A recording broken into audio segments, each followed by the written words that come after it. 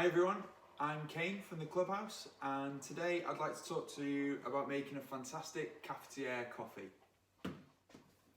Okay, let's get started. So the first thing is our coffee. I've chosen for the demonstration to use our limited edition Columbia. That's the Clubhouse Columbia. The reason why I've chosen that is it's a fantastically light roasted coffee. I think it tastes fantastic in a cafetiere. It's really sweet with no bitterness. Obviously everyone's tastes are different, so choose a coffee that you really like and let's get started.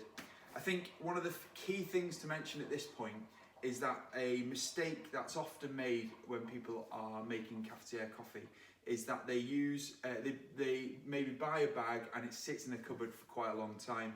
As soon as you open a bag of coffee, it starts to degrade and the flavours start to deaden. So I would recommend at this point, always buy freshly roasted coffee, always buy little and often. So learn how much coffee you use and then buy that amount. You want to be using your coffee within 2 weeks really of when you bought it to make sure that your coffee's nice and fresh and tastes great all the time. Okay. Now we've selected what coffee we want to use, let's go and make a brew.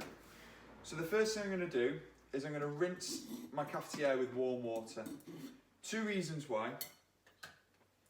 Firstly, I want to get rid of any leftover grounds from a previous brew because that will have an effect on the flavour of our coffee, a negative effect on the flavour. And secondly, I want to start to warm the cafetiere up because temperature plays a massive role in the flavours that we get out of our coffee. Right. Let's add some coffee. The great thing about cafetiere coffee is that with other brew methods, you have to be really specific to the 0.1 of a gram as to how much coffee you put in to get the right brew. But I find with cafetiere you can play about a bit and it's easier to work out what sort of taste do you like. Do you like more coffee? Do you like less coffee? So for this particular coffee, I like 4 heaped dessert spoons or tablespoons of coffee in my cafetiere. This is an 8-cup cafetiere, by the way, just so you can get your measurements right. If I was to have a 350 ml or 3-cup cafetiere, I might be putting 2 in, and a single person, really small cafetiere, I might just be putting 1 in. So that's my coffee in. Next, I add my water.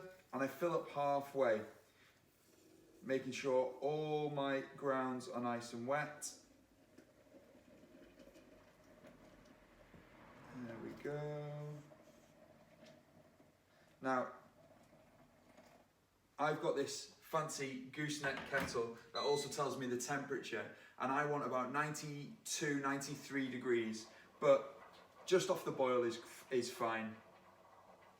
Next, and this is something that a lot of people don't do when they make their cafetiere, I'm going to give it a bit of a stir.